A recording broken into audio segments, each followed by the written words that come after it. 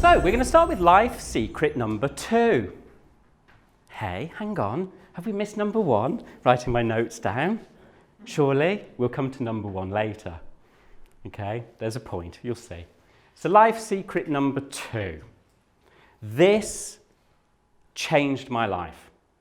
When someone explained this to me, it changed my life, and I apply this pretty much every second of every day. It's just a constant thought in my head. I was going through a really tough time. I was teaching at the time. We'd just been informed that we were going to be made redundant. You've got the pressures of teaching, which anyone who's been a teacher will know what that's like. My relationship was in turmoil, and I was also being investigated for a suspected brain tumour at the time. And I was feeling pretty low, and I didn't have any money, so things were pretty rough. And then I went for a coffee with a friend, and she saw I was struggling, and she taught me this, which is, I already knew this, but I hadn't applied it to my own life. The circle of influence. There are 2 things in life, things you can control and things that are out of your control. Talk about life is simple. This is simple. There are 2 things in life, things you can control and things that are out of your control. When things are out of control, your life becomes very small. You feel trapped. This is why the circle of influence works quite well, because I think the image of the circle coming in, we've probably all had moments where we just feel a bit stuck, yeah? And the majority of life seems out of control.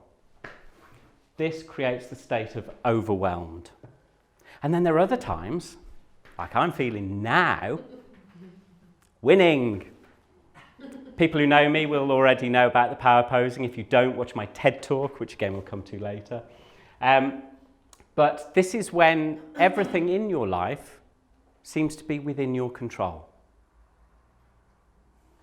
That is the winning mode. And she said to me, there are 2 things in life, things that you can control and things that are out of your control. Spend your time focusing what's in your control and you will be happier. And she was absolutely right. So I ask you, what are you focusing on? Are you focusing on the things that are in your control, or are you focusing on the things that are out of your control? There was one point when I'd had my dream house built, I lost my job, couldn't pay the mortgage, and I was telling myself every day, I'm not going to be able to pay the mortgage, I'm not going to be able to pay the mortgage, I'm not going to be able to pay the mortgage. So I was focusing on all the stuff that was out of my control, rather than actually changing my thought, which is a colleague said to me, why don't you tell yourself something different? Why don't you tell yourself, you've got to find the money to pay your mortgage. Focus on what is in your control. I was capable of earning money.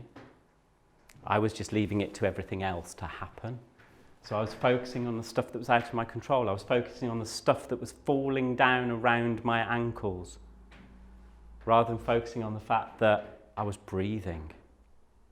And you know, there was sometimes, it's 4 years ago now, I lost everything. I lost absolutely everything. I lost my marriage, I lost my house. I ended up with me and 2 dogs, and that's it. And there were times the only thing I could do was get up in the morning and go for a run, because I had control over that.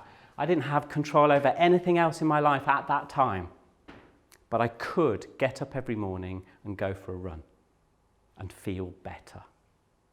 And then just take things one step at a time. So it's about this idea of what are you focusing on?